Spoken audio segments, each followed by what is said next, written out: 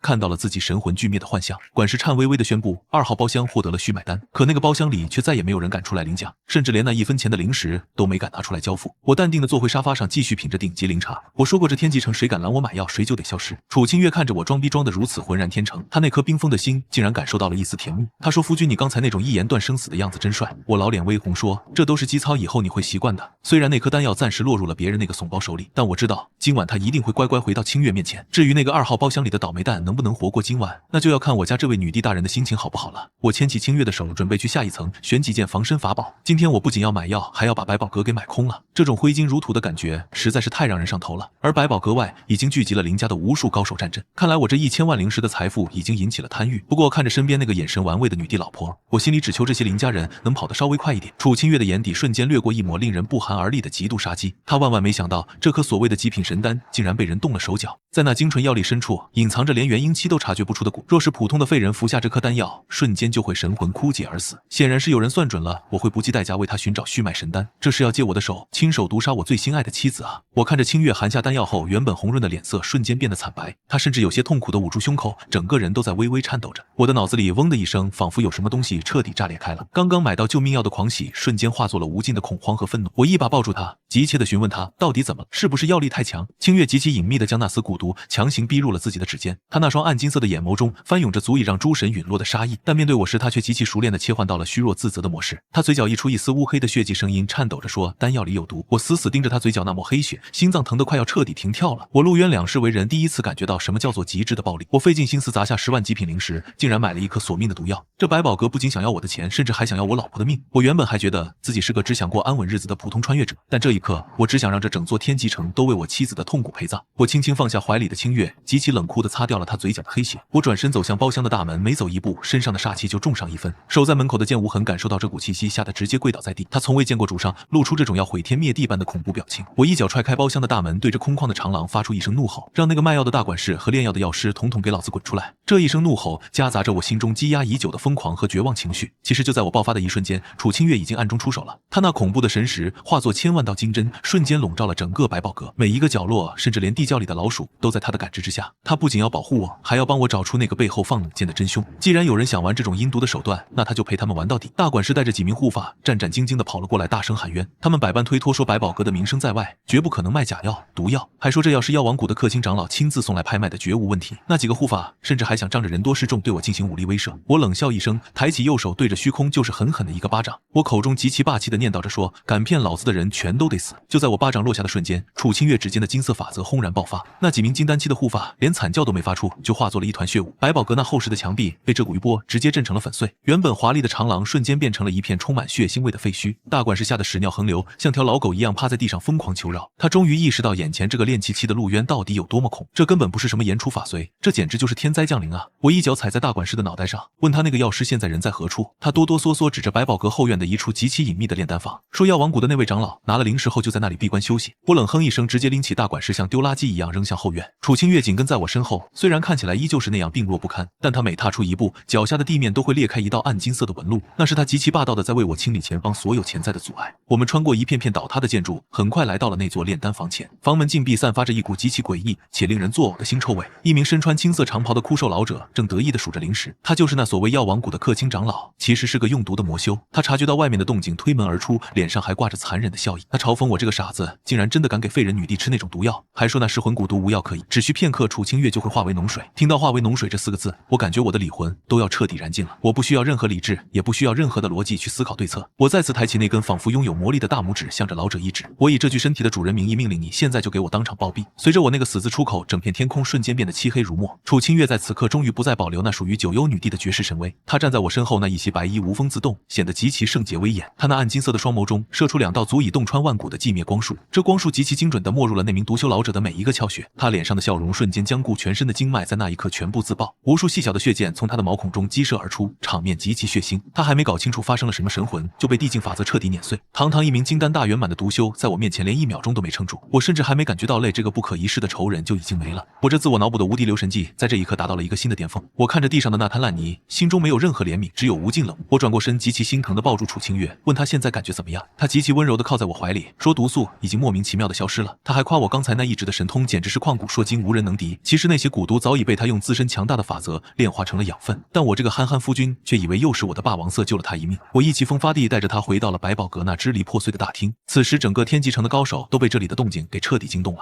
林家的家主带着上千名精锐私兵将我们重重包围起来，他叫嚣着要让我为打伤他儿子和破坏百宝阁付出代价。我看着这些像苍蝇一样围上来的杂碎，嘴角露出一丝不屑。我极其豪横地从储物戒里抓出一把极品灵石撒向空中，我说今天谁敢动老子一根汗毛，我就买下他的脑袋去喂狗。原本剑拔弩张的阵势在灵石雨的洗礼下瞬间变得极其滑稽，不少林家私兵竟然开始为了抢夺极品灵石而自相残杀。我搂着清月的纤腰，在剑无痕的护送下大摇大摆走在中间，这种用金钱和暴力双重碾压的感觉实在是让我欲罢不能。林家家主气得浑身发抖，亲自挥舞着长刀朝我砍了过来。他可是实打实的元婴中期高手，这一刀带着劈山断海之势。我看着那呼啸而至的刀光，竟然连眼皮都没舍得眨一下。我极其装逼的对着虚空吹了一口气，说让这把破刀碎了吧。就在刀尖距离我脖子仅剩半寸时，清月的眼神猛地一冷，一股无形的空气墙瞬间在我和林家家主之间成型。那柄名动北域的宝刀在那空气墙前竟然寸寸崩碎，化为齑粉。林家家主被巨大的反震力直接震得倒飞出几百米，他那引以为傲的元婴在这一刻竟然被震出了数道裂痕。全场修士此时已经不再是静闻，而是彻底被吓得灵魂出窍。一吹气就能震碎元婴期的高手，这特么到底是什么级别？我极其拉风的牵着清月的手走到了那辆紫铜云豹马车前，我对天极城的所有人宣布，从今以后这里就是老子的地盘，谁赞成谁反对。这8个字在空旷的街道上不断回荡着，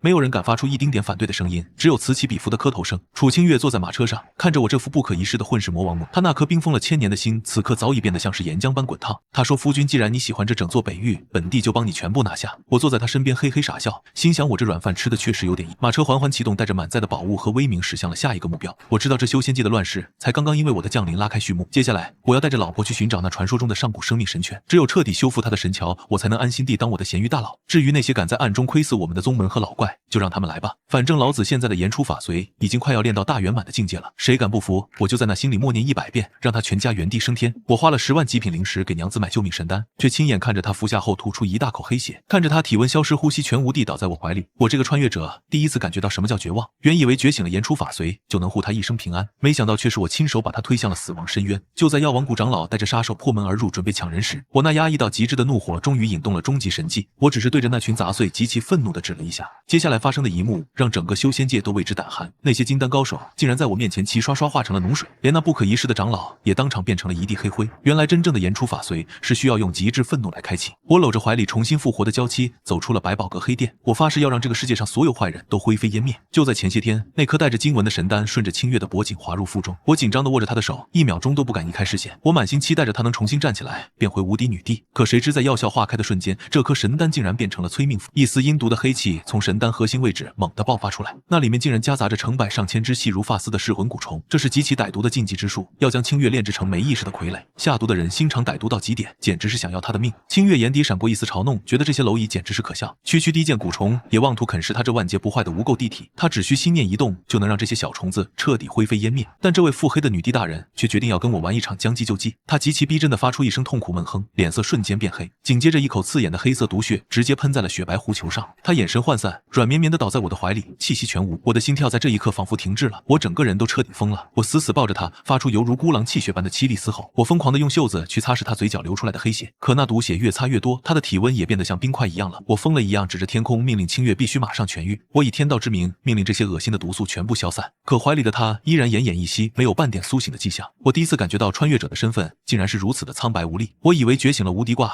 却连一颗毒药都分辨不出来。那种痛失挚爱的极致恐慌让我彻底变成了修罗。我满脸泪水的发誓要让所有伤害他的人陪葬。感受到我滚烫的泪水，清月的心里竟然微微一颤。他没想到我这个平时爱装逼的男人会为他哭成孩子。他那原本只想戏弄对手的心瞬间被滔天怒火取代。敢让本地的夫君流泪，你们全族今天都得死在这里。就在他杀意沸腾的时候，包厢里的水晶窗全部炸裂，空气中甚至凝结出了厚厚的黑色冰霜，极其骇人。我以为这是我的言出法随，终于被我的情绪彻底激活。这时药王谷太上长老莫无极带着杀手破门而入，他嘲笑我刚才灭掉血煞门用的只是一次性符咒。他坦白说在神丹里加了名为噬魂绝脉骨的调料。他贪婪地看着清月，想把她练成最完美的双修顶，还要杀了我这个练气的废物，独吞所有极品灵石。我缓缓站起身，擦干眼泪，眼神中只有无尽的冷漠。既然你们敢碰我老婆一根头发，那我就把天都掀了。我再次伸出右手指向莫无极，宣判他们神魂俱灭。那6名金丹杀手狞笑着挥舞法宝朝我扑杀过来。就在这千钧一发之际，一直中毒倒地的清月睁开了眼，她的双眼变成了旋转的暗金色深渊漩涡，极其恐怖。她只是极其优雅地对着虚空轻轻打了一个响指，因果反转的法则瞬间在这一方天地轰然爆发。那6个杀手在半空中僵住身体，传出刺耳的虫鸣声，紧接着黑色火焰从他们内部开始疯狂燃烧坍塌。仅仅半个呼吸的时间，6个高手就化成了黑色脓水。莫无极脸上的狂笑彻底变成了极致的灵魂恐惧，他种下的蛊虫竟然顺着因果联系反噬到了他体内。他喷着黑血跪倒在我面前，承受着万古噬心的痛苦。他临死前终于看懂了清月才是那头苏醒的万古凶兽。清月极其冰冷地吐出一个灭字，让他化作了漫天灰烬。整个包厢重新恢复死寂，只有我还在原地发愣。我心想，我的言出法随居然还能自带群体反伤效果，这因果追踪的威力简直是比核弹还要恐怖10000倍。我见清月红润着脸坐起来，大喜过望地冲过去抱住他。我说，只要我足够愤怒，连贼老天都不敢轻易收你。清月极其迅速地收起地威，变回了那个柔弱小废人。他靠在我肩头，轻声呢喃说：“夫君刚才的样子真厉害。”我这个憨憨夫君被夸的尾巴都快翘到了天上去。我拍着胸脯保证，阎王来了也得跪着给我们唱征服。我牵着他的手，极其嚣张地走出这间百宝阁黑店，却没发现莫无极消失的地方留下一卷神秘羊皮纸。就在百宝阁的一片废墟之中，我弯腰捡起了那张残破的羊皮卷，这上面用神纹勾勒着极其复杂的地图，藏龙谷3个大字散发着妖异的红光。这可是莫无极死后留下来的唯一影。我脑海中属于原主的记忆开始飞快旋转，传闻那是上古真龙陨落之地遍地是宝，甚至还有能重塑经脉肉身的真龙精血。我心想，这绝对是老天爷给我的第2次翻身机会，只要能拿到神药，清月就一定能彻底恢复。我兴奋地回头向清月展示这张无价的地图，他只是淡淡瞥了一眼，却极其温柔地答应陪我去。其实他心里觉得那只是个长虫陨落的泥坑，但只要我这个夫君开心，他去逛逛也无妨。我大手一挥，让剑无痕那个老狗赶紧去备车，目标直指800里外的藏龙谷禁地秘境。半个时辰后，我们终于赶到了那处荒凉的峡谷。此时这里已经聚集了北域无数宗门的高手，天空布满了飞剑、灵舟和各种气息恐怖的异兽。今日正是藏龙谷秘境100年一次开启的日子，无数天骄和老怪物都想来争夺那上古机缘。伴随着震耳欲聋的地动山摇，瘴气缓缓裂开，一道带有致命杀机的虚空阵门出现在众人眼前。几十个筑基修士不知死活的想要抢先冲进去，结果瞬间就被虚空中的九幽罡风切成了血雾。这一幕让所有人都吓得头皮发麻，不敢再上前一步。战天宗圣子战无双祭出青铜古镜勉强护体，他顶着巨大的压力，极其艰难地踏入了杀阵之中。而就在这些天才们为了进门拼得吐血的时候，我却拉着清月的小手大摇大摆地走了过来。周围那些修士看到我们这副弱鸡样，全都发出了嘲讽，他们觉得练气期带个废人来这里简直就是找死。但我却嘴角上扬，露出一副看土鳖的欠揍表情。我告诉清月抓紧我的手，不用害怕这些小垃圾。我连个灵气护罩都没开，就直接走进了9天杀阵。离谱的是，那些恐怖罡风一靠近我就自动拐弯了，甚至还化作一阵极其温柔的微风吹拂着清月的秀发。我就像逛后花园一样，带着她极其丝滑地穿了过去。外围那几千个修士此时眼珠子都快惊掉了，他们疯狂揉着眼睛，以为自己中了什么离谱幻术。毕竟战无双这种天才进去都要被刮掉半层皮，而我这个练气期废物竟然能在杀阵里闲庭信步。我心里得意地想，老子果然是带光环的天命之子。其实是清月偷偷泄露了一丝无垢地体的气息，那阵灵早就被吓得跪在地上发抖，根本不敢反抗。若不是他刻意压制，整座大阵都会原地崩溃。穿过阵门后，我们进入了灵气浓郁的远古森林。我刚走没多远，就看到战无双被一头魔猿追杀，那可是拥有元婴中期修为的8臂深渊魔猿，每一拳都能将整座小山头直接夷为平地。战无双被揍得满脸鲜血，疯狂朝我这边跑来求救。我心想，这又是一个我入园装杯的大好时机。我极其霸气地挡在清月身前，对着魔猿一指，我大喊一声：“给我跪下！”那气势简直是威震八荒。魔猿原本暴虐的眼神在看到清月的瞬间变了，那是一种刻在灵魂深处无法言说的极致恐惧。他在半空中生生止住身形，然后扑通一声五体投地。他甚至在地上打滚，露出肚皮，像哈士奇一样讨好我。战无双看着眼前的画面，世界观都要彻底崩塌了。他认定我是一个比战天宗宗主还要恐怖的老怪。